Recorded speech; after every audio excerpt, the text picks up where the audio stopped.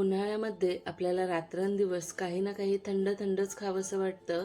तर हे mango ice cream जे आहे ते without whip cream, fresh cream तयार होतं.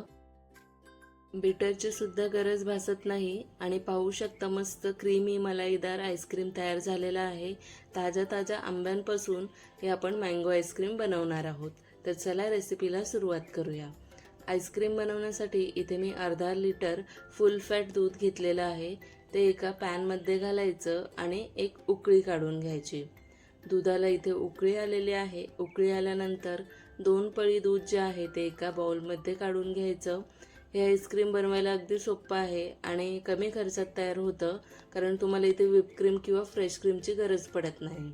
तर आता या दुधामध्ये आपल्याला घालायचे 2 चमचे कस्टर्ड पावडर आणि आईस्क्रीमला एकदम मार्केटसारखी चव यावी ना, क्रीमी अशी, त्यासाठी मी 4 चमचे मिल्क पावडर घातलेला आहे. आता छान मिक्स करून यातल्या सगळ्या गुठळ्या मोडून घ्यायच्या. कस्टर्ड पावडर मी इथे व्हॅनिला फ्लेवरची वापरलेली आहे.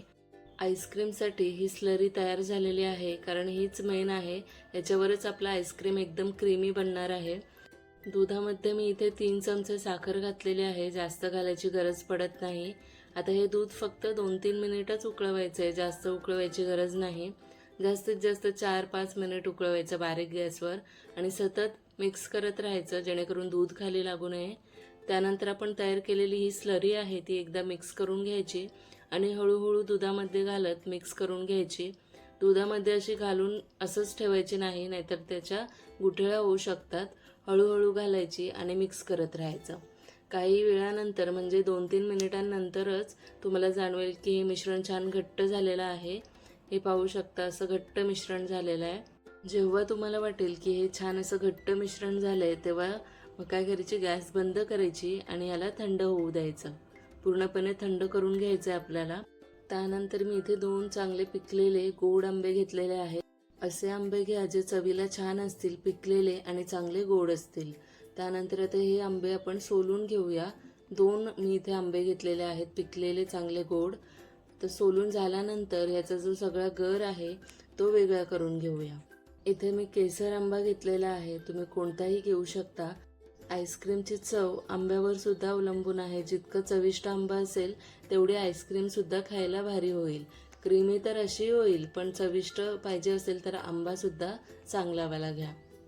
दोन्ही आंब्यांचा गर इथे कापून झालेला आहे. आता एका मिक्सरच्या भांड्यामध्ये हा सगळा गर घालायचा.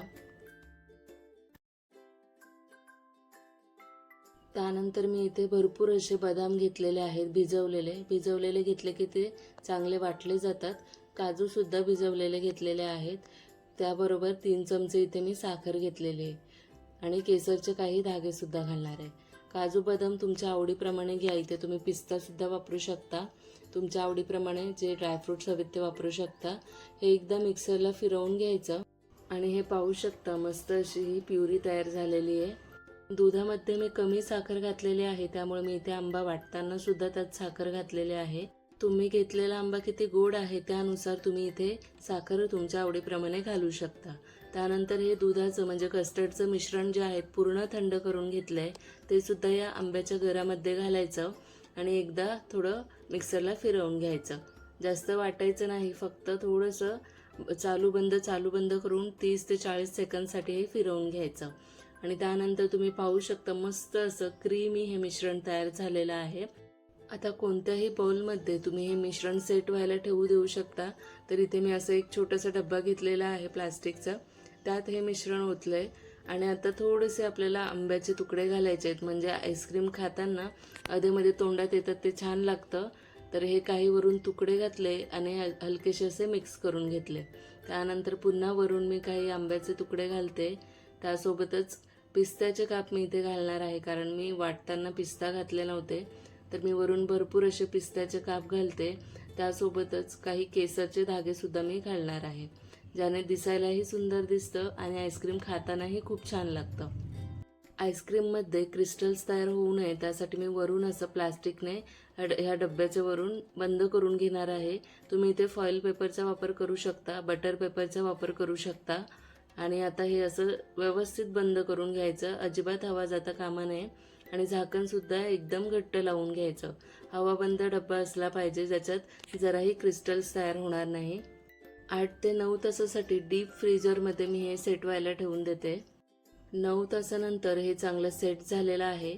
फ्रीजमधून मी 10 मिनिट हे असंच काढून ठेवलेलं. 5 ते 10 मिनिट बाहेर काढून ठेवल्यानंतर त्याचं टेम्परेचर जे आहे ते थोडं नॉर्मलवर येतं आणि आईस्क्रीम जे आहे ते व्यवस्थित निघतं. तर आता मस्त पाहू शकता तुम्ही, क्रीमी आईस्क्रीम तयार झालेलं आहे. तुमच्या फ्रीजचं टेम्परेचर कमी जास्त असू शकतं, त्यामुळे जास्तीचा वेळही लागू शकतो किंवा कमी वेळात सुद्धा हे पटकन सेट होऊ शकतं. त्यामुळे आईस्क्रीम सेट व्हायला ठेवण्या अगोदर टेम्परेचर नक्कीच चेक करा. तर मस्त इथं आपलं क्रीमी आईस्क्रीम तयार झालेलं आहे. हे mango ice cream without whip cream, fresh cream तयार झालेलं आहे आणि बीटरचीही गरज लागत नाही. घरच्याच काही पदार्थांमधून हे आईस्क्रीम तयार होतं. तर तुम्ही टेक्स्चर पाहू शकता, एकदम क्रीमी झालेलं आहे.